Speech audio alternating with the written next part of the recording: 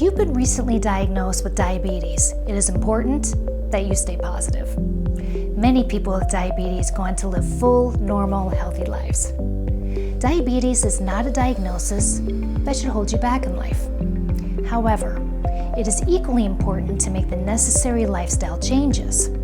Take your doctor's advice and any prescribed medications seriously. It takes daily, consistent effort to bring your blood glucose levels down. If your blood glucose levels are higher than normal, it puts you at a greater risk for further health complications, such as heart disease, nerve disease, kidney disease, and eye disease. If you've been diagnosed with prediabetes, it is likely your doctor will recommend you to make healthier lifestyle choices. Cut down on sugary foods and drinks, exercise more, and stop smoking. In fact, your lifestyle plays a huge role in controlling diabetes. Although your doctor might prescribe you anti-diabetic medication, it is important that you see healthier lifestyle choices as a key part of managing your blood glucose levels. 2 things that any person should take after being diagnosed with diabetes is to regulate your current blood sugar levels and reach a healthy weight. A healthy and balanced diet will help you to achieve both of these goals. In the following videos, you can learn how to tackle these problems step by step. When we talk about losing weight, what we actually mean is losing fat, not muscle mass.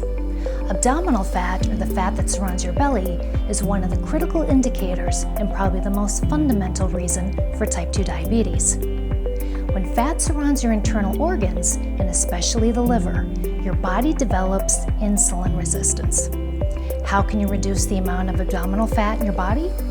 Learn why it emerged in the first place. Here are the top 3 most common reasons.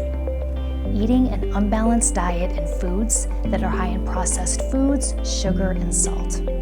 Think junk food, ultra-processed vegetables, grains, sweets, and pastry. Excess sugar always goes straight to your fat storage. Leptin resistance. Leptin is a so-called starvation hormone that sends signals to your brain whenever you're hungry. If you develop leptin resistance, your brain believes that you're always starving and starts to store fat around your belly. Stress and sleep deprivation. If your body's under constant stress and you rarely get any proper rest, your metabolism starts to slow down. Your body's preparing for the upcoming lean times, storing more fat around your waist as a precaution. Let's learn how to avoid that. A healthy diet doesn't mean that you need to completely eliminate carbs.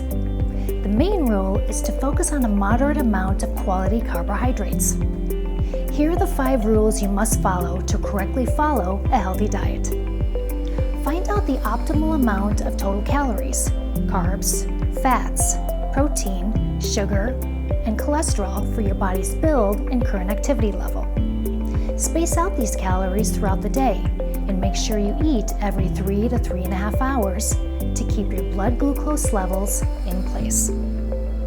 Make sure half of your plate is covered with fresh vegetables and fruit, a quarter with whole grains, beans, legumes, and another quarter with lean organic protein. Seek to buy fresh produce because this will help you know exactly what is on your plate. Seek to cook as many meals as possible at home, especially at the very beginning of your new diet. Learn how you should feel after a meal if your blood glucose levels are normal. Always test your blood glucose levels before and after a meal. Is it that simple? Not quite so. To make sure that you stay healthy, you must not only care how much food you eat, but also what's on your plate. The quantity of food you eat will not matter if the quality is not good. That's why you must learn how nutrients impact your body. In short, nutrients are substances that your body needs to live and grow. There are 7 main categories of nutrients: proteins, carbohydrates, fats, also known as macronutrients, vitamins and minerals, also known as micronutrients, dietary fiber, and water. You already know that your body requires energy to function. For your body to create energy, it needs calories, which come from the macronutrients you eat. Macronutrients, often called macros for short, are the main suppliers of nutrients in your diet. They provide the perfect starting point for understanding proper nutrition. They are required in high amounts in any individual's daily diet. So, how much of each macronutrient should you consume? What's an ideal amount for individual goals?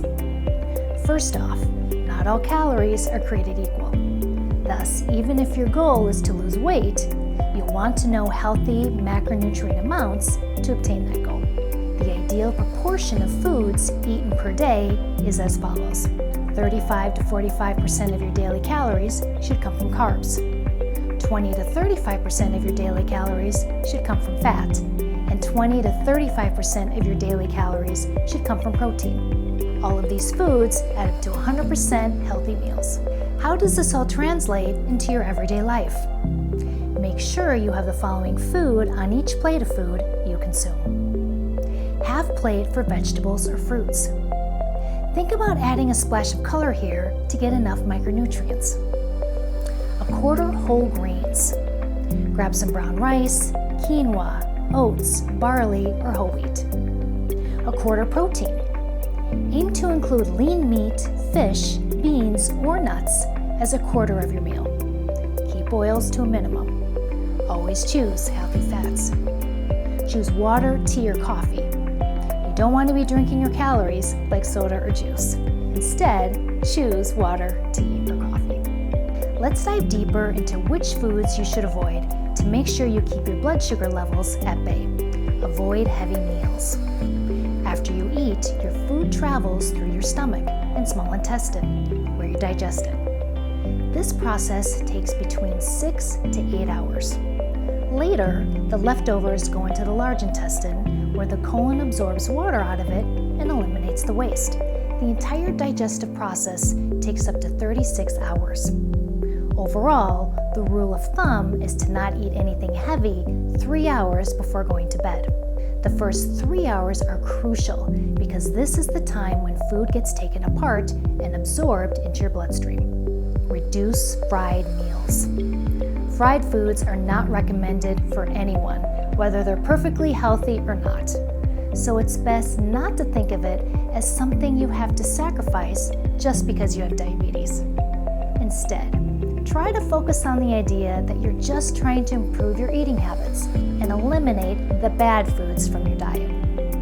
We're not denying that it's insanely hard to resist fried chicken and French fries, but it's time to prove to yourself that you are stronger than these cravings.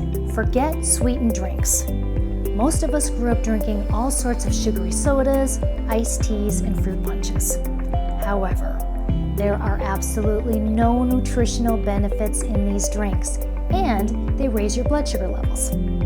They're loaded with sugar, artificial additives, calories, and they aren't even good at quenching your thirst.